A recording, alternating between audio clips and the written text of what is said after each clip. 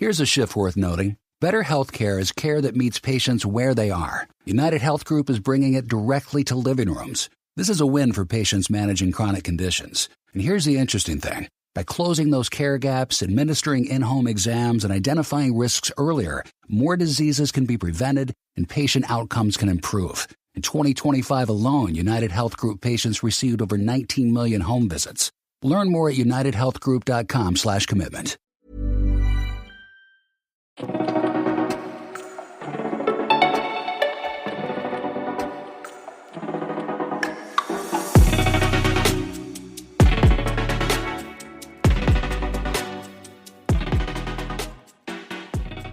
Bonjour et bienvenue sur un nouvel épisode du podcast La Pointe. Je suis Christophe Augier, je suis en compagnie de Frédéric Durand. Bonjour Christophe, bonjour à tous. Salut à toutes et à tous les passionnés du bonnet et du ballon jaune. Installez-vous confortablement car aujourd'hui on ne parle pas juste de water-polo, on parle de fierté, de stratégie et de climatisation à l'espagnol.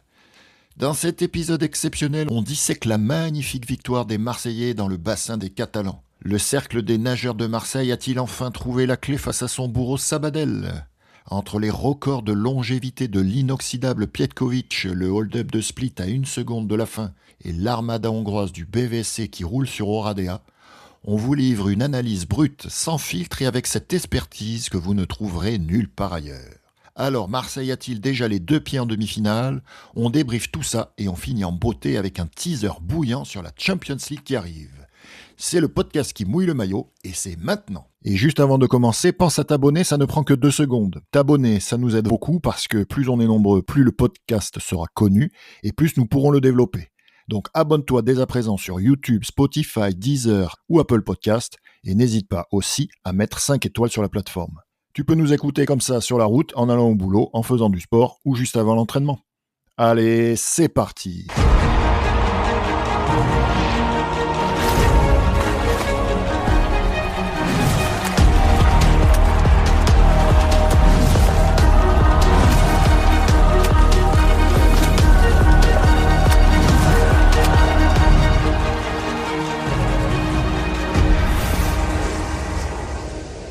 Bienvenue dans ce nouvel épisode où nous allons parler exclusivement de l'Eurocup, où Marseille disputait son match aller à domicile contre Sabadell. Pour commencer les rencontres, on avait un Primorac Kotor contre Radnički. Kotor s'était qualifié en 8e de finale, on l'avait dit, en match décalé d'un but à domicile, et au match retour à Hughes, ils se sont imposés 14-12, un match qui s'est déroulé le 14 mars. Donc 4 jours uniquement avant ces 8e de finale. Radnički a pris une option sérieuse pour la qualification en s'imposant donc face au Primorac Kotor 14-10 lors de ce match aller. Et malgré l'ouverture des locaux pour commencer le match, mais Radnički a très vite pris les commandes grâce à une plus grande efficacité offensive. Après un premier quart-temps équilibré, donc 3-2, Radnički a creusé l'écart en deuxième période, 6-4, en s'appuyant sur une excellente finition grâce à ses supériorités numériques et un Filipovic solide dans la cage, auteur de 2 arrêts sur penalty. Kotor a pu s'appuyer sur Setkovic et Mirsic pour réduire le score, mais ils n'ont jamais réussi à se rapprocher. Et du coup, Radnički s'impose avec 4 buts, notamment grâce à Vlachopoulos, qui a pu sceller sa victoire en fin de match. Ouais, Christophe, Radnički, 4 buts d'écart à la fin du match et qui gagne les 4 périodes chacune d'un but. Donc une régularité qui montre qu'ils ont su construire leur succès petit à petit, malgré une belle résistance quand même de Kotor, qui n'a jamais abdiqué, sauf évidemment vers la fin.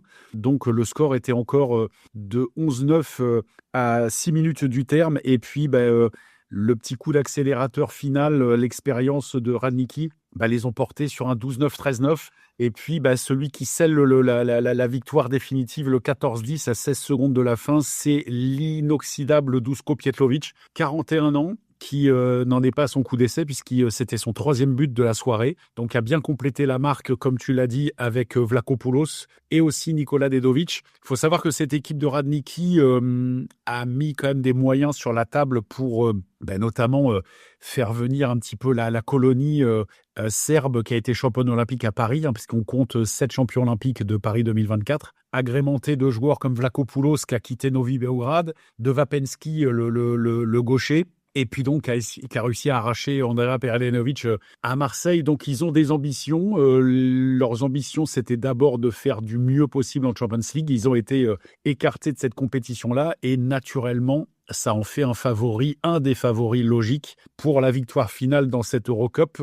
Eurocup qu'ils avaient caressé un petit peu l'année dernière en perdant en finale contre Recco. Et puis là, écoute, je pense quand même qu'un 1+4 à l'extérieur, je vois pas trop quand même un retournement de situation en Serbie pour le prochain match. Donc, Radnicki qui prend plus qu'une option sur la qualification sur ce match-là. Ouais, Radnicki, une équipe quand même assez compliquée malgré tous ces joueurs champions olympiques. Je trouve que c'est quand même des fois assez compliqué de lire leur jeu parce que ça joue tranquille, c'est au contact, et puis d'un coup ça accélère et effectivement ça remporte le match. Mais pour avoir vu plusieurs de leurs matchs, je trouve que c'est difficile de comprendre des fois leur façon de jouer. Ouais, mais c'est une équipe avec laquelle il va falloir évidemment compter.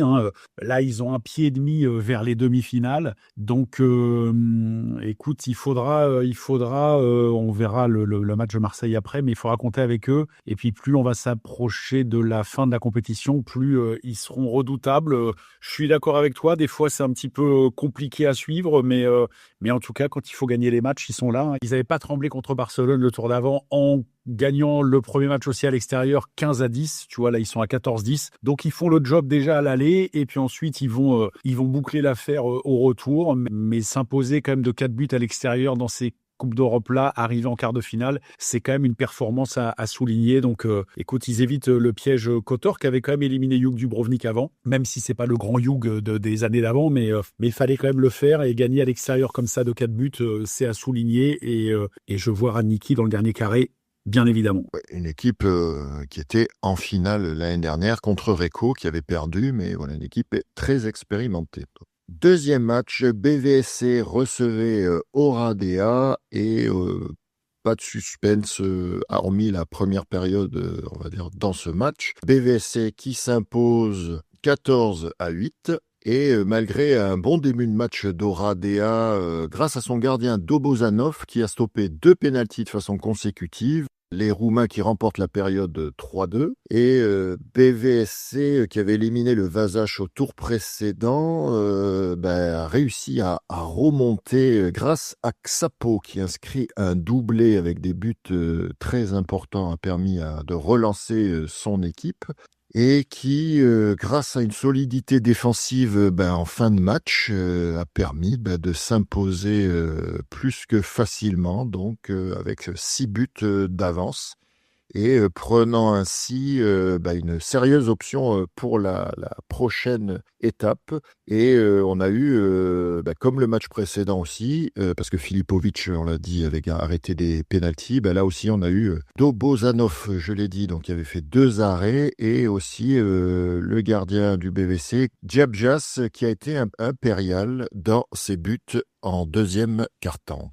Ouais, Christophe, BVSC était sorti de manière convaincante du duel hongrois-hongrois lors du tour précédent. Malgré la défaite enregistrée au Vasas de 3 buts, ils avaient renversé la vapeur chez eux de manière très convaincante. Et puis, Oradea, c'est un petit peu pas le petit poussé, mais l'équipe un petit peu la plus faible de ce groupe-là, même si ils avaient éliminé Terrassa lors de la journée précédente. Et le BVSC confirme, entraîné par Daniel Varga, confirme tout le bien qu'on pense d'eux, notamment à domicile, puisque, comme j'ai dit, après avoir battu nettement le Vasas, ils écartent sèchement aussi Oradea 14-8 dans un match où, l'essentiel de l'écart s'est fait dans la dernière période. Il y avait 8-5, il y avait 3 buts d'écart fin de troisième, et puis il y a à nouveau 3 buts d'écart dans la dernière, 6-3. Et 14-8, l'équipe entraînée par l'ancien coach et de Marseille et de Tourcoing, Petar Kovacevic, aura les plus grandes difficultés à essayer d'exister au retour, parce que 6 buts à ce niveau-là, même si le sport fait que c'est jamais fini tant que c'est pas fini, mais là je vois pas quand même un retournement de situation. Donc BVSC qui avance lentement mais sûrement dans cette compétition et qui pas les deux pieds en demi, mais quand même en est pas loin. Donc le polo hongrois avec 14 joueurs hongrois sur la feuille, pas d'étrangers. Donc ça montre aussi la richesse de ce polo-là que l'on vante journée après journée, semaine après semaine. Et puis en face, ça a résisté comme ça a pu, mais la fin de match un petit peu compliquée, de 11-7 à 14-8, ce fameux 3-1 en 3 minutes, va à mon avis doucher les espoirs définitivement des Roumains. Ouais, et puis quand ils ont accéléré, on voit qu'il y a 2 périodes assez marquées par un nombre de buts, tu l'as dit, la 2e et la 4e période, où grosse accélération du BVSC puisqu'il passe un 4-0 pour reprendre l'avantage dans ce match. Et après, ça c'est, je pense, avec la dépense énergétique de ce deuxième quart-temps, on a un petit coup d'arrêt sur la 3e, mais la 4e est repartie de plus belle et tu l'as dit, plus 3 et plus 3, fin de 3e, donc plus 6 à la fin et victoire nette presque et sans bavure des Hongrois. 3e match de cette soirée d'Eurocup, donc qui était un match décalé puisqu'il s'est joué le 19. On avait le Panathinaikos, un peu équipe surprenante pour moi, mais même s'ils ont une très belle équipe, qui recevait le Jadran Split. Victoire à l'extérieur de Split d'un petit but, 11-10. Un final un petit peu Hitchcockien dans ce match, puisque tout semblait se diriger vers un match nul, mais Panathinaikos a réussi après cette remontée en fin de match dans les dernières secondes. On a eu Butic à seulement donc 1 seconde de la fin. Donc le capitaine Butic, grâce à une frappe foudroyante et lointaine, a offert la victoire à Split juste après l'égalisation grecque. Ouais, Christophe, tu parles du Panathinaikos, mais le Panathinaikos, petit à petit, a l'ambition de construire une équipe. Ils ont pris le gardien Wimberg, qui est le gardien des États-Unis, donc qui était le gardien médaillé de bronze à Paris 2024. Ils ont Kalivopoulos, qui était à Belgrade avec l'équipe nationale, Skompakis, qu'on ne présente plus, Papanikolaou et Giouvetis, qui sont aussi des joueurs majeurs de l'équipe nationale grecque, Alvertis, qui a déjà fait des apparitions, Badisevic, l'international monténégrin, qui a joué chez nous en France, et Kopeliadis, le gaucher. Donc ils ont une équipe qui est pas vilaine du tout. Ils ont tiré malheureusement pour eux Split, qui est quand même une grosse cylindrée, qui est une équipe habituée à jouer la Champions League, avec des joueurs quand même majeurs, Bijac, Fatovic, Marinic, Kragic, Butic, comme tu l'as dit. Donc ils ont une vraie belle équipe. Et puis le Panathinaikos avait, comme tu l'as dit, cru. Ils ont mis un coup de rein à la fin pour repasser. Ils étaient menés 18. Et puis pour revenir de 19 à 10-10 par Skompakis et Kopeliadis. Et puis effectivement, sur le time-out, le temps mort pris à 4 secondes de la fin, Butic crucifie le Pana. Écoute, c'est une victoire, c'est un but, donc ça laisse quand même des perspectives malgré tout pour le Panathinaikos. Ce sera dur évidemment d'aller s'imposer à Split, mais t'es pas encore séparé des victoires. Un but, je l'ai déjà dit, les prestations à la maison, à l'extérieur, il y a plus beaucoup d'écart, même si tu préfères jouer chez toi. Donc le Panathinaikos est toujours vivant, et puis Split prend une option, mais petite option quand même, qui sera évidemment pas définitive. Donc il faudra qu'ils finissent le boulot à la maison. Ouais, mais les Grecs qui se battront jusqu'au bout.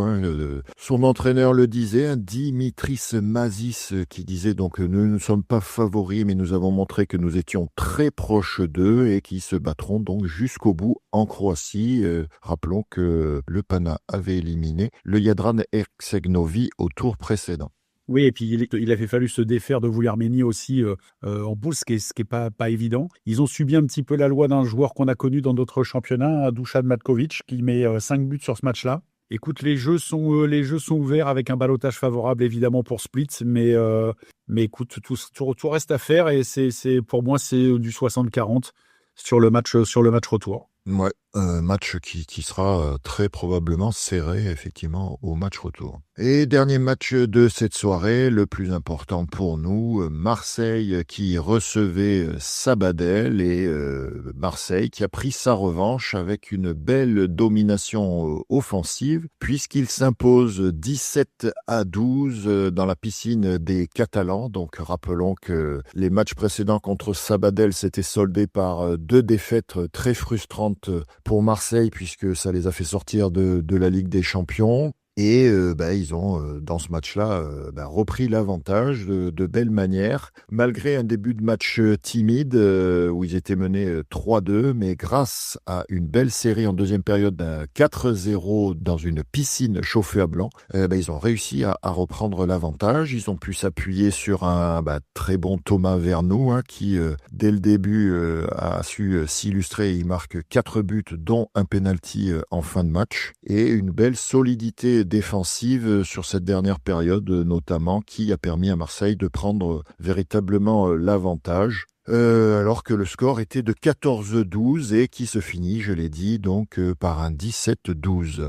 Les 2 équipes poursuivaient un but, différent. C'est-à-dire que Marseille devait absolument être victorieux de ce match-là avec, si possible, un petit matelas avant d'aller affronter Sabadell là-bas. Donc un petit matelas, ça peut être 1 but, 2 buts, une victoire de 2 buts, voire 3 buts. C'était envisageable, mais espéré. Donc il fallait absolument d'abord qu'ils arrivent à vaincre Sabadell pour la première fois de la saison.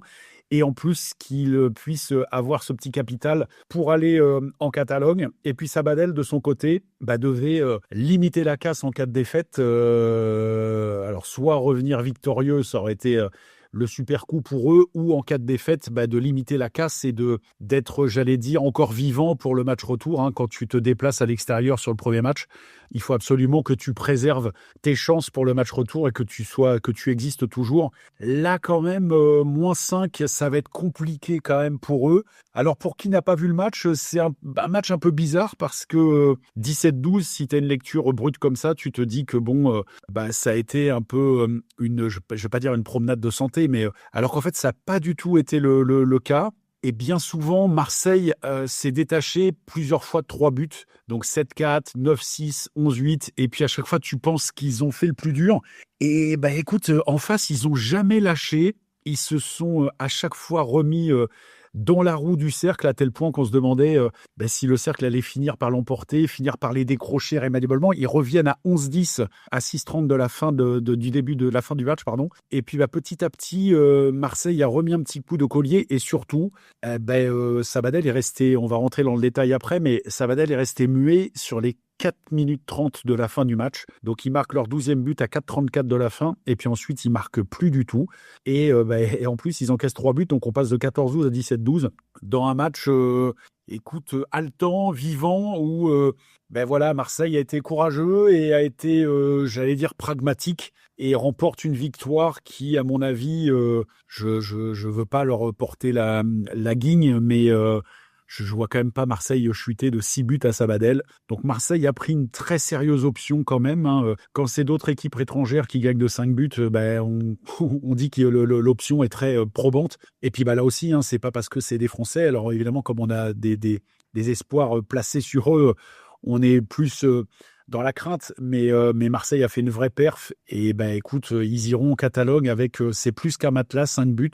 Très très grosse performance et Marseille prend une très très grosse option, une très sérieuse option pour les demi. Ouais, et puis nos pronostics finalement qui se sont avérés faux, mais dans le bon sens. Toi t'avais dit +3, moi j'avais dit +4.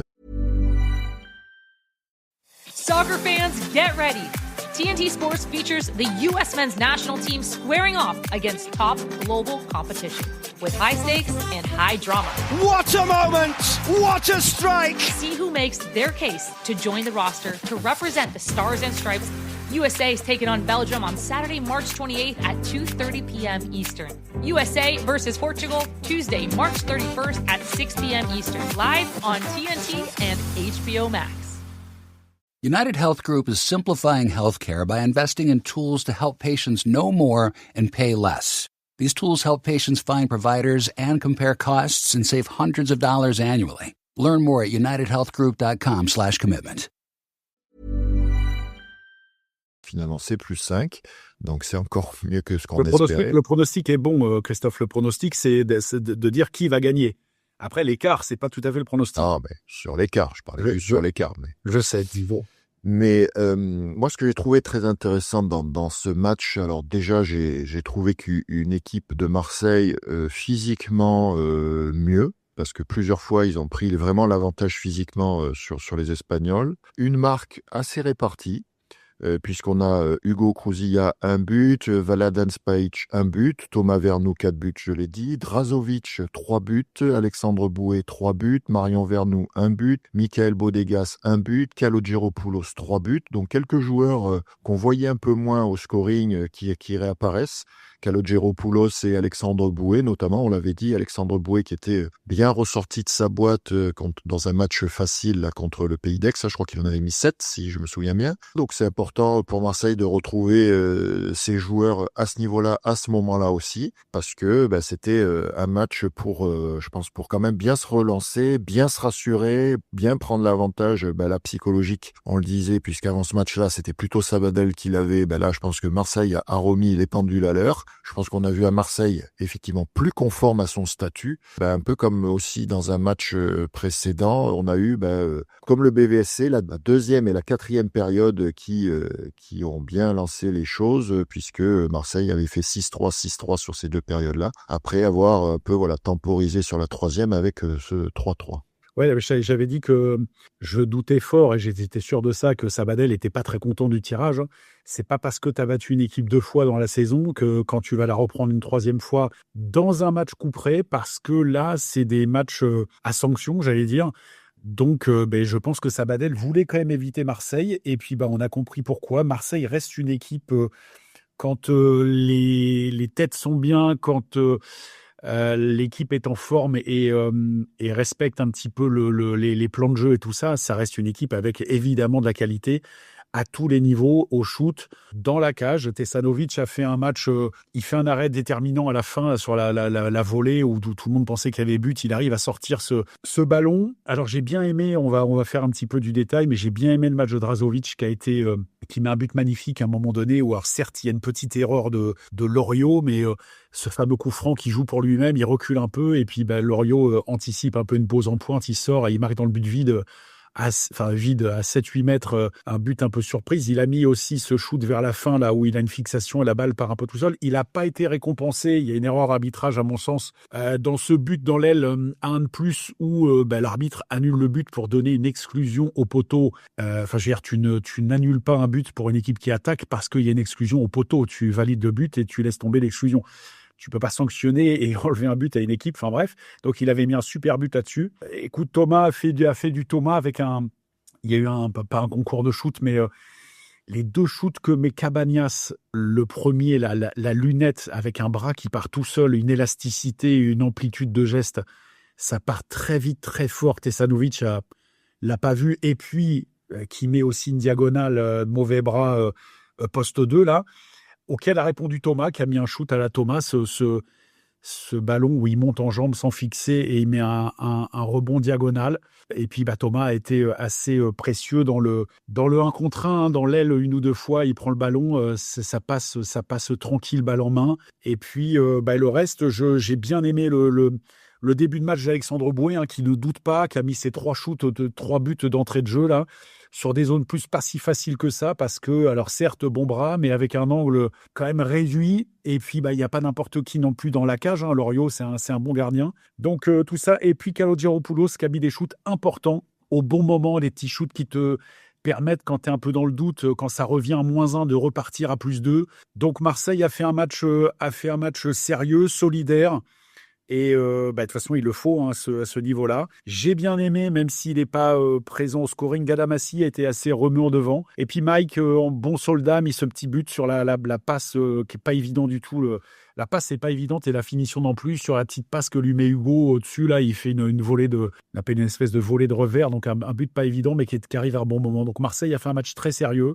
Et puis en face, écoute, celui qui leur avait fait mal à l'aller, Paderai, l'Italien, le gaucher, a été quand même absent. Hein, il met pas de but, il en avait mis 4. Et écoute, le reste, j'ai découvert un joueur que je connaissais pas, Yann Pérez, la pointe très massif.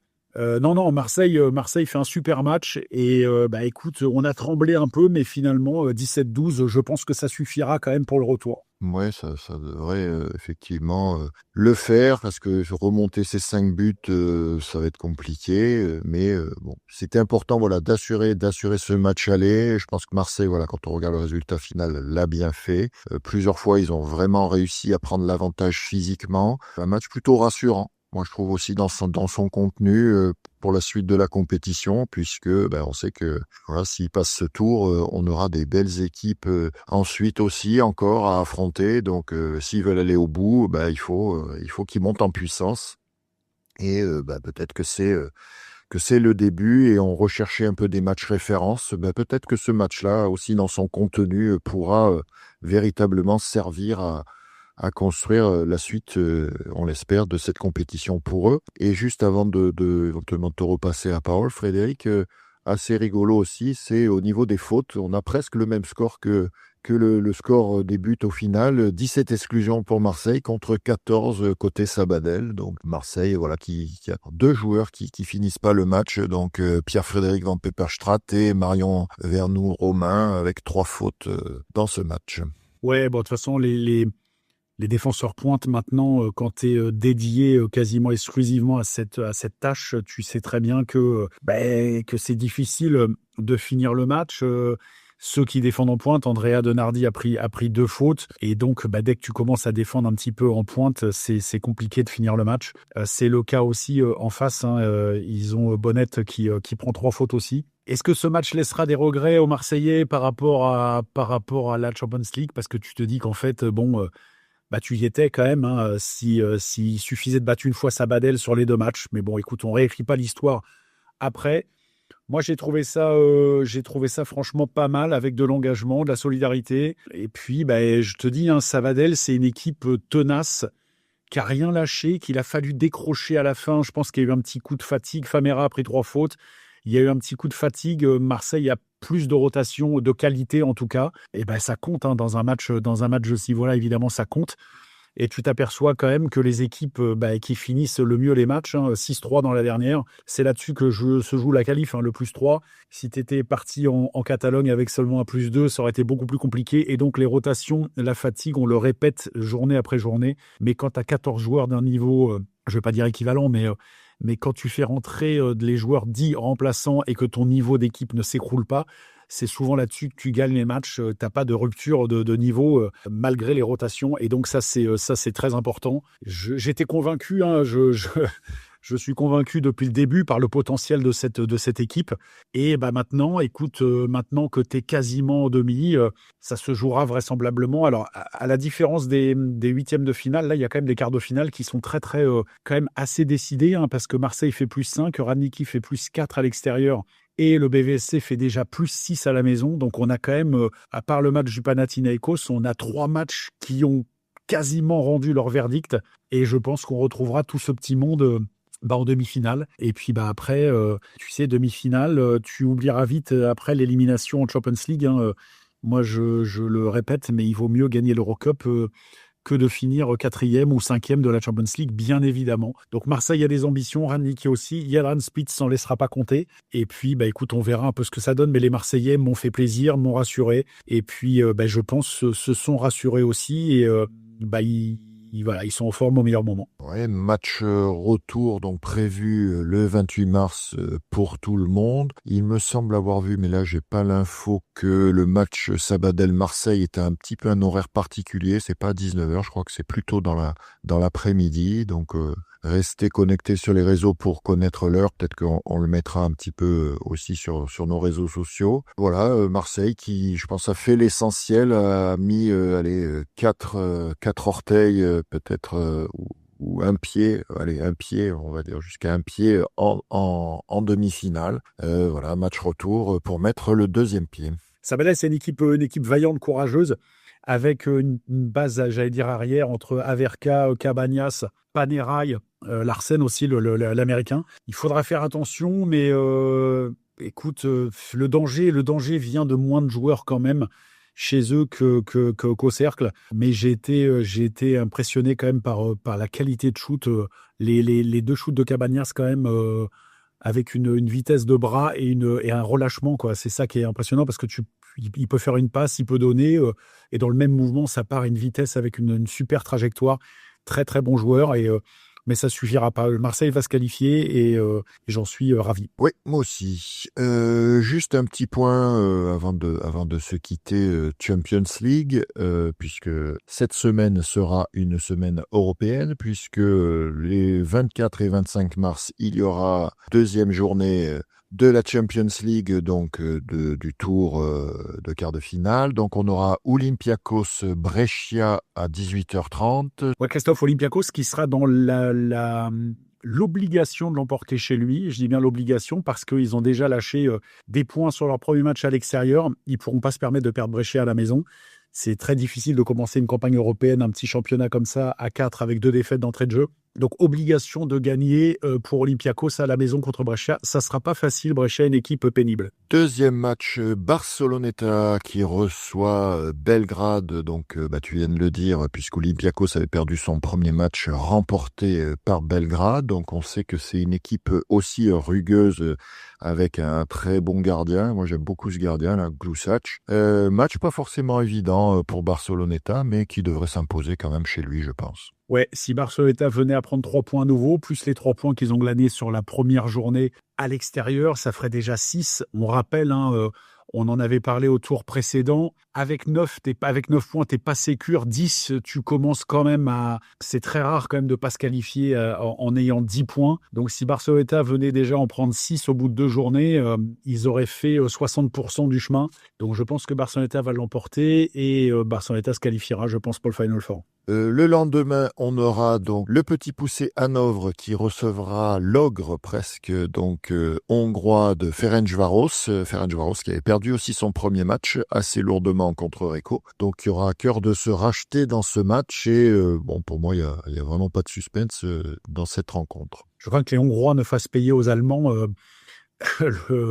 la contre-performance qu'ils ont réalisée contre Recco et ils auront besoin d'un match référence et je crains un petit peu la douche pour Hanovre. Donc écoute, cette poule, il faut absolument pour les équipes voulant aller au Final Four, ne pas lâcher de points contre Hanovre bien évidemment et il faudra que Ferencváros et Recco écartent le Mladost qui peut être le trouble-fête dans cette poule-là, même si ça me paraît compliqué quand même. Donc je vois bien évidemment FTC l'emporter en Allemagne. Et dernier match, Recco qui recevra Mladost. Mladost, qui avait remporté que de 4 buts, je dirais, son premier match contre Hanovre. Mais on sait que Mladost a su bien s'imposer au tour précédent. Donc une équipe compliquée quand même, peut-être à manœuvrer pour Recco. Et on verra effectivement si Recco confirme sa mainmise sur cette poule et confirmera la victoire en terre hongroise au match précédent.